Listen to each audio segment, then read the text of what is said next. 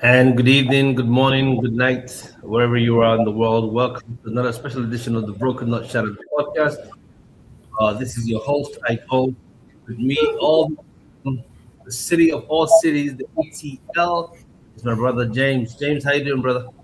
I'm doing okay. Pushing through. Pushing through. How about yourself? That's good.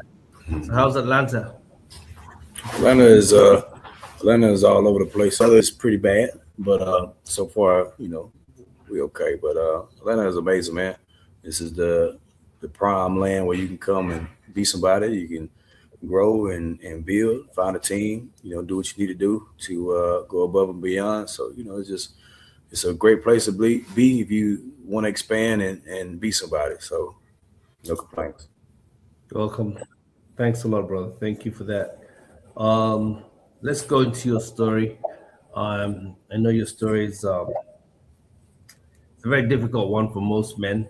Yep. Um, but uh, you have decided to come on to actually share this story with us, um, with the intent that hopefully um, your story can give hope to somebody else, which is what the essence of this podcast is: giving hope to the hopeless, and then giving a voice to the voiceless. Um, October 8th, 2025, which is just still under a year. Um, Everything around you changed. Would you like to share your story with me, please? Yeah. So my wife, me and my wife, we had ran a ambulance company for the past 2, 3 years, and we were doing pretty good together. And she was constantly pregnant, always having babies. And I constantly was trying to keep her, healthy, go to the gym, make sure she was okay, and things like that.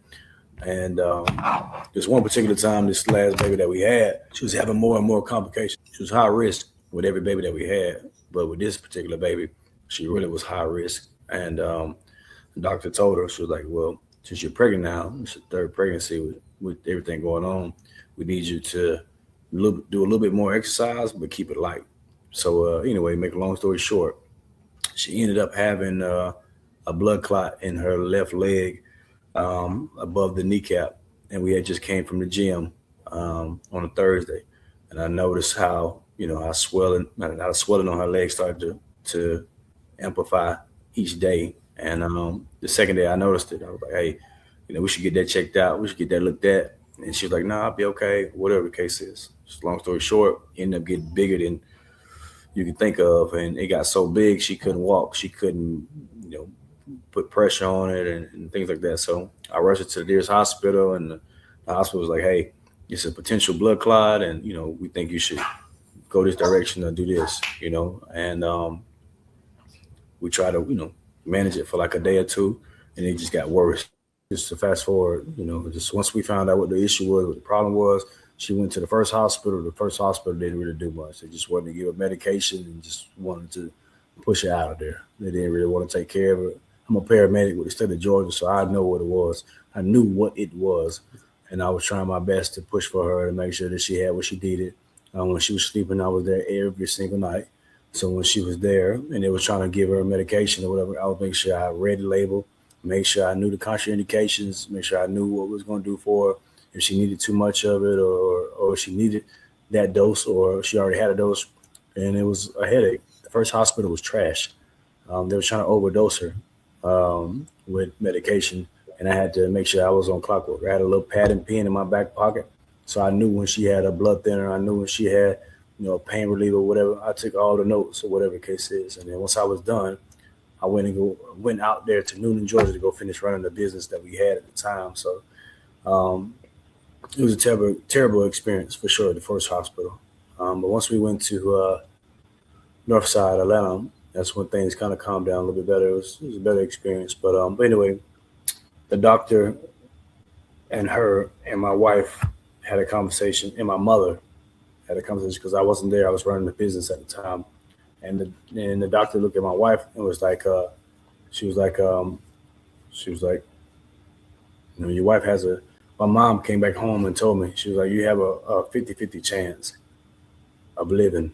So you have two options: either you save the baby and we lose you, or we keep you and we lose the baby? Which one do you want to do?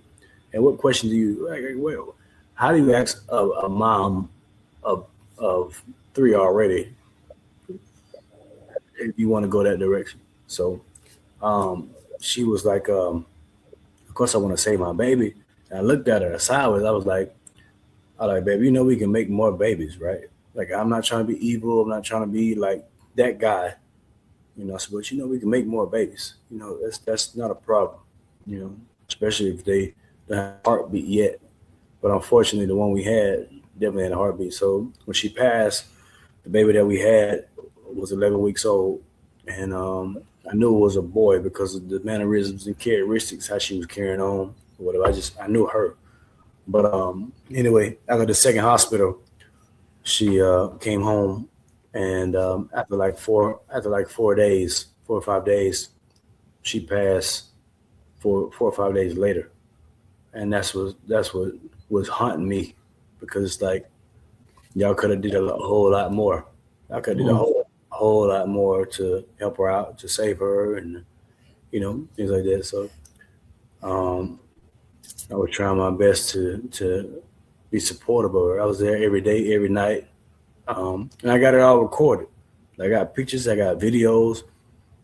Every day I was there, but that last conversation we had before she got put into a different room, she pulled me to the side. It was just me, her, and my son, Junior, here. It was on a Friday leading into the weekend. And she put me to the side and she looked me in my soul, and it felt like it was a movie. She was like, are you going to be able to handle all this? You know, are you going to be able to take care of all this by yourself? And I looked at her crazy. I was like, girl, what you mean? Because I've been running the business, taking care of the house, all that. You've been in the hospital for almost 2 months now. Like, and even before then, I still was doing what I was doing. But she was like, are you going to be able to manage all this without me? And then when she said like that, that's when it hit me, was like, everything mama told me at the house was true. Because my mama told me, she was like, the doctor came to me on the first day she came to the hospital, told me she got a 50-50 chance of living. You know, how do you want to go about it? And that haunts me to this day, because I feel like I could have did more. Like I said, I'm a paramedic. I could have spoke up more.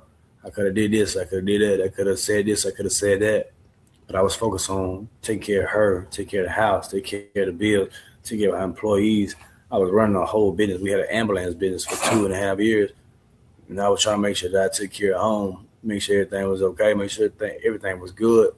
And it haunts me because it's like, even though I was there every day, I should have asked more questions. Like when I went to the hospital, I only went there to lay in the bed with her and to put my son to sleep and make sure she wasn't eating garbage, because she had a sweet tooth like no other person. I would come in there and there'd be apple juice stacked up to the ceiling. I'm like, why are you eating apple juice and you're supposed to be on diet restriction, taking a blood thinner? Like why are you doing it? But I lost my mind October 8th when she died in my house. She died in my house, right in front of my bed, right in front of, you know, her daughter.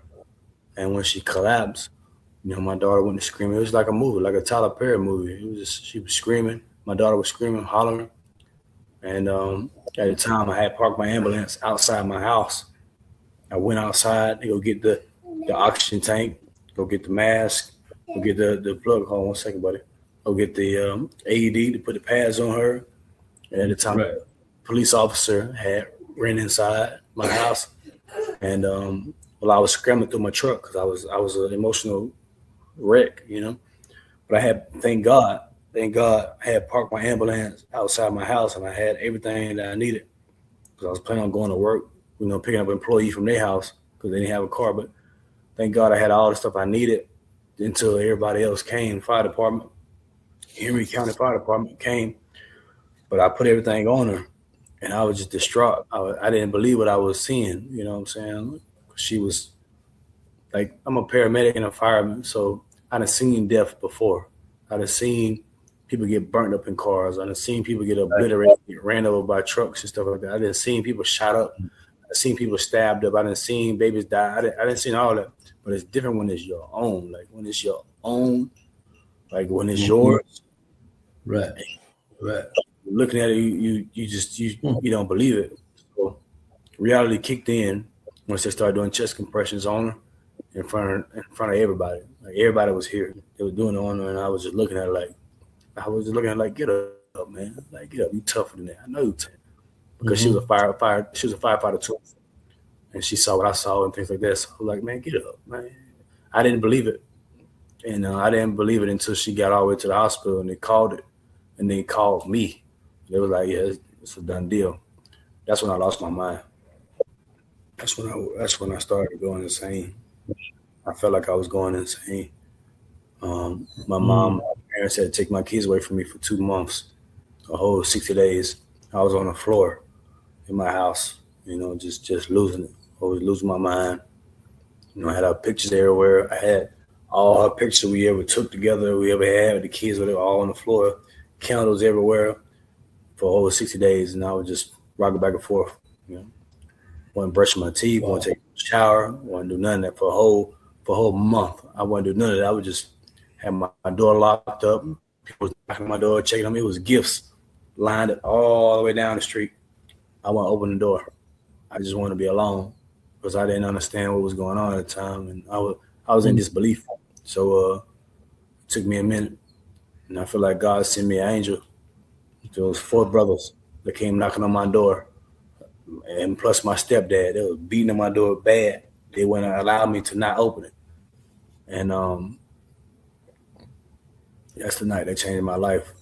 It was 4 brothers that came in the house.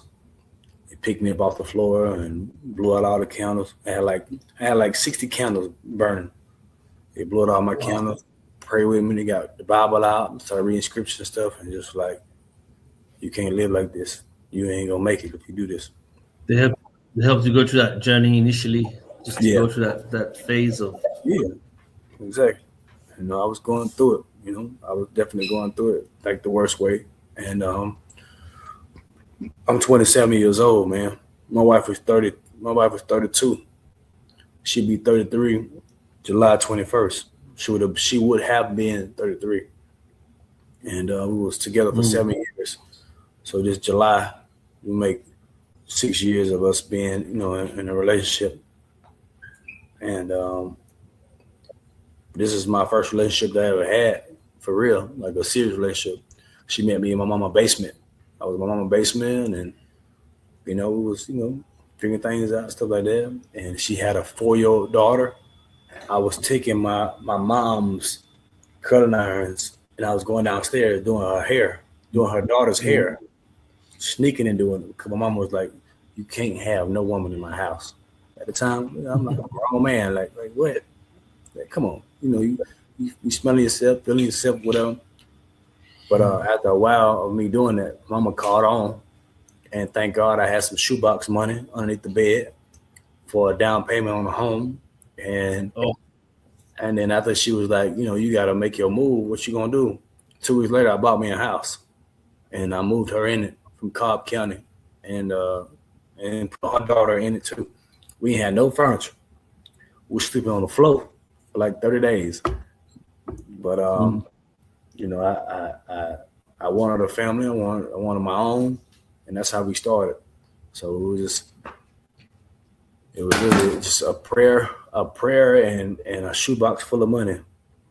I had about $9,000 saved up. I had a credit score of about 700.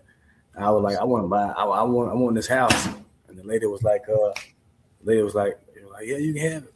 And just thank God that the lady was nice enough. She was like, you don't have to have no down payment. She's like, you 20 years old trying to buy a house. I'm gonna take care of your down payment because your mama should be doing this. And at the time, my mama, she was, going through a different job or whatever the case is. So she had it right. And then I feel like God intervened and helped out. And she was like, don't worry about the down payment of the house. I'm gonna take care of the down payment. You just take care of my house. And I was like, okay. Okay. I was like, all right, yes, man. I can do that. She's like, just make sure this grass is cut. Can you cut grass? I was like, yeah, I'm gonna try. I'm like, I'm gonna try. I'm gonna try it out. She's like, cool. I hear you for that.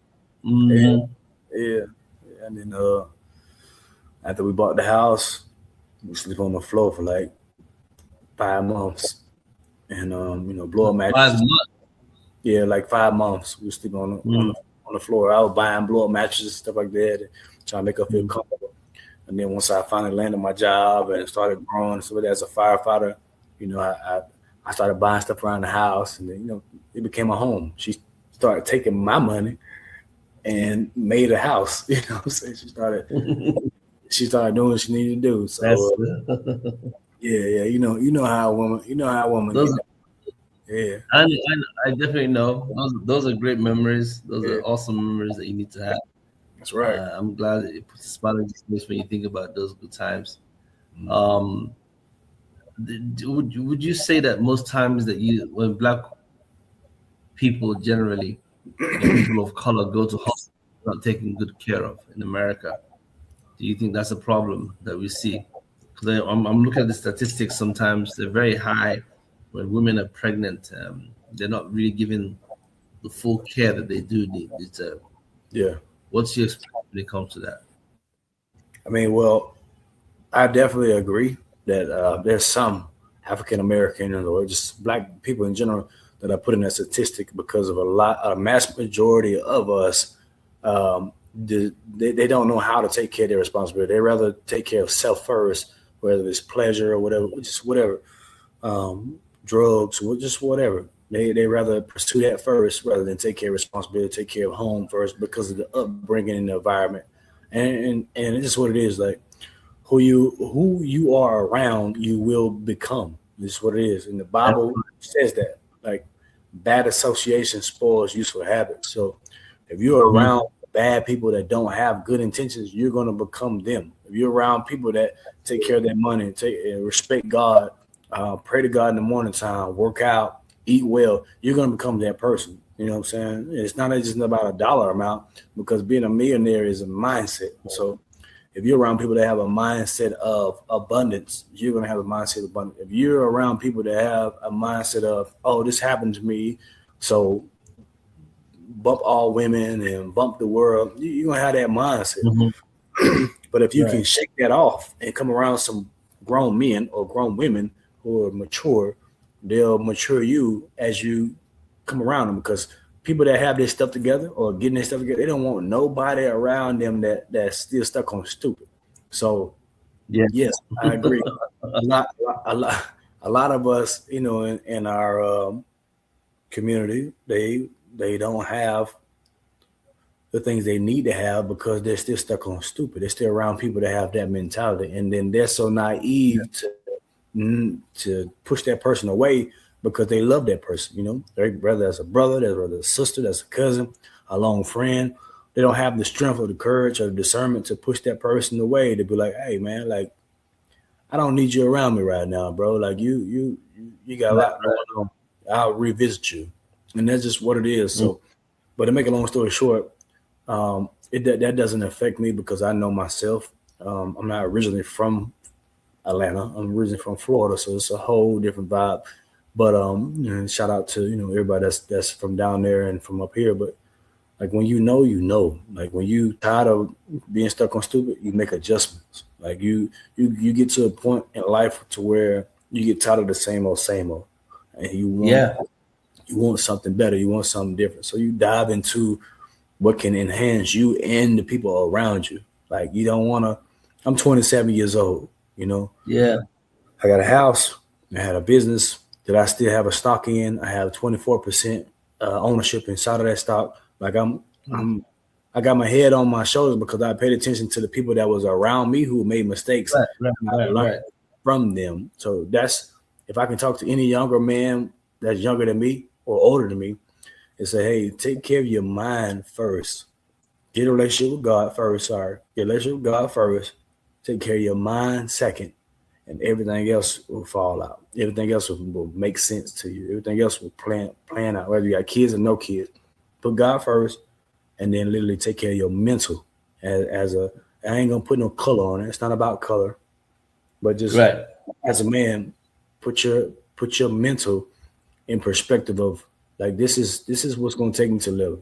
Like Wallow said, if you can change your mind, you can change your circumstances. It's what it is. You gotta focus on your mind frame. And that's so true. You've spoken very well. I hope my audience note of all the stuff you said. Change your mind, change your crowd, change your circle of friends, change the way you think. Yeah. You mentioned the children. How were you able to break the news to your kids? Just out of curiosity.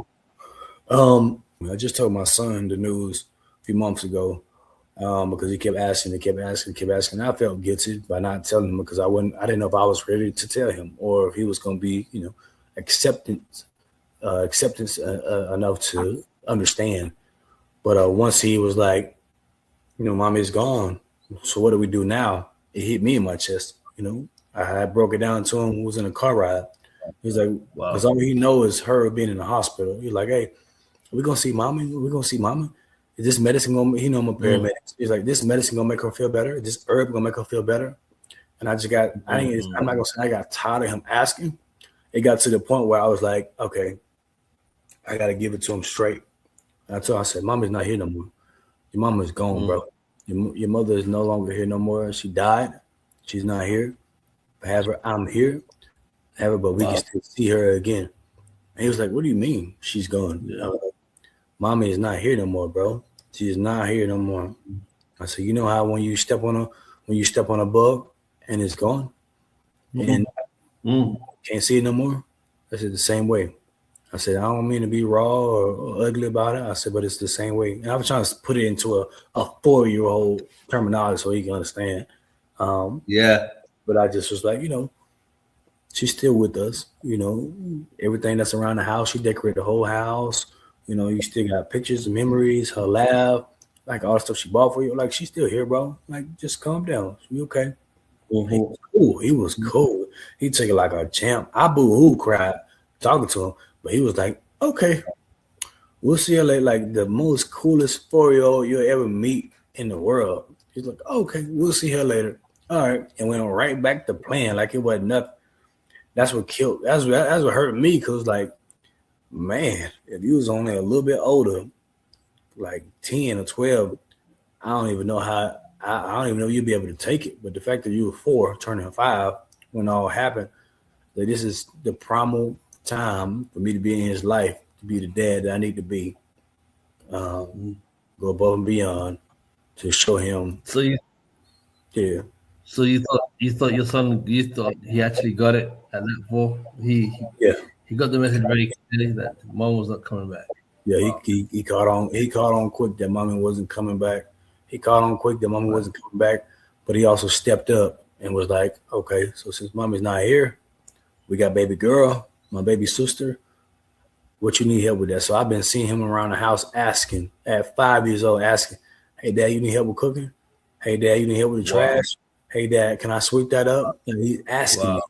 And that's how I know I'm doing a good job because, I'm trying to set the standard as a single dad, 27 years old, of what to do, what not to do, and just not let my circumstances beat me up. Like literally give it all I got. Like that's when people ask me how you doing, I'm giving it all I got. It's just what it is. I've never been in this position before to do X, Y, Z. So I'm trying my best. I know. And that's all you can do, James. All you can do is your best. Well done. I want to applaud you for the work you've done with your child or your children, and keep on doing that work. It's it's kind of the foundation of who you are. That's why she asked you that question. Are you sure you can handle all this? When she was about to transition over, and you were like, "What are you talking about?" But she knew what she was talking about. Exactly. It's amazing. It's amazing when people go through this stuff. How they deal with grief. How were you able to deal with the grief part of it? How were you able to deal with grief? Me dealing with grief has been so I'll be honest. Dealing with grief is like my superpower, but also is a weakness. But she called me her Superman, but I feel like Iron Man. But I'll get into that later of those examples. But dealing with grief has been the greatest challenge ever because grief comes in different stages and it comes in different waves. You got the denial phase, you got the bargaining phase, you got the acceptance phase. That's right. You got all these different phases. Yeah, you got all these different phases that you go through. Yeah. And each one of them, It can trigger you. Somebody saying something, whether it's on something on a movie, whether you're watching two animals that are together, where it's two lions, a lion and a lioness, just whatever can trigger you. But it's about remembering what's driving you. So my wife was a beautiful specimen, and I took care of her. She stay at home mom for 3 years, and I took care of her. I made sure she was Wow. put up, taken care of at 25. At 25, not knowing what I was doing, but I know when I seen that smile on her face, that's what I wanted. So just thinking about that and putting myself in a perspective of, like, by any means necessary, like, she need this, the kids need this, or whatever. That just is what it is. But grief, I'm using grief to be a chip on my shoulder to go above and beyond, rather than anything else. Falling apart. Yeah. I'm using it. You're still. Yeah. Right. I'm using it as, hold on, buddy. I'm using it as a chip on my shoulder to keep going, and I'm afraid of losing that chip, because a lot of people that are very successful in life, something is bothering them. Something is on them heavy. Like, whether you're tired of being broke, whether you're tired of being in a situation, whether you're tired of working your 9 to 5, just whatever, you got that chip on your shoulder to where you always remember, like, let's go. I ain't going back to that. That's the same thing. Grief has multiplied everything I got going on, because I miss her so much. I miss her so much. So everything I try to do or want to do, I think about her, like, okay, I'm going to take care of her. I'm going to use to take care of her. Regardless of me moving on, trying to move on, I'll feel guilty trying to move on. But using grief to, like, turn me up, like, turn me into that monster, like, keep going. Like, no matter what's going on around me, I don't care if it's raining, snowing, or whatever. Think about that smile that she had. Think about that. Think about what she wanted to go, what she wanted to travel to, how she wanted it. You better go hard and go get it. That's that drive that's on me right now, and it's been on me ever since she's been gone. And I don't think I ever lose that. I got her face tattooed on my shoulder. Like, I'll never forget. I'll never forget, one, the pain, but I never forget making her happy and just hearing her voice, and just knowing that I did a good job for the kids, or did a good job, for the family, or whatever. I never forget that. And that's what's driving me. And I know I will be successful. I know it. I'm listening to your story, and it's very emotional. Very emotional. Just hearing, first of all, a young man going through this kind of experience, and the bulk of the responsibility. It's I'm trying to hold back, not get too emotional, because if I fall apart, I don't know what you're going to do. So, and I want to be professional, but I'm just shaking my head, and I know wondering what you've been through. I know the journey hasn't been easy so far. But that's 2 more questions that we can wrap up. And thank you for sharing your story, because I know that somebody out there is listening, and then in listening to you, they're gonna really gets inspired to just keep on. Oh yeah. I tell you so that when it comes to grief, it's one day at a time, one moment at a time. Actually, just keep on getting back. It's one moment at a time, and before you know it, you really come to a point where you're like much stronger. As a paramedic and an owner of a family business that provides ambulance services, how are you able to juggle that career, juggle the business, and juggle family? So that business is no longer here. That business is sold. But okay, when I was running it, it was the most craziest thing you could ever think of. Waking up at 4 o'clock in the morning, waking up at 3 o'clock in the morning to be on the road at 4 o'clock in the morning every single day. That's it takes true strength to get up for your kids and your children. Just thinking about what they want in life and stuff like that. That was very stressful. At the time I had 7 employees. I had 3 ambulances at one time. And, I knew for a fact that I wanted them to have a certain life.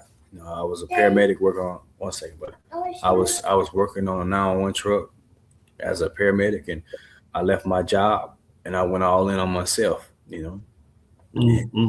A lot of people are scared to do that, but I'm gonna tell you now, take the risk, take it, and figure it out as you go. Believe in God and take the risk. Like let him take the wheel for sure. But it was the worst and best thing ever happened to me. I say worst because I wouldn't say worst.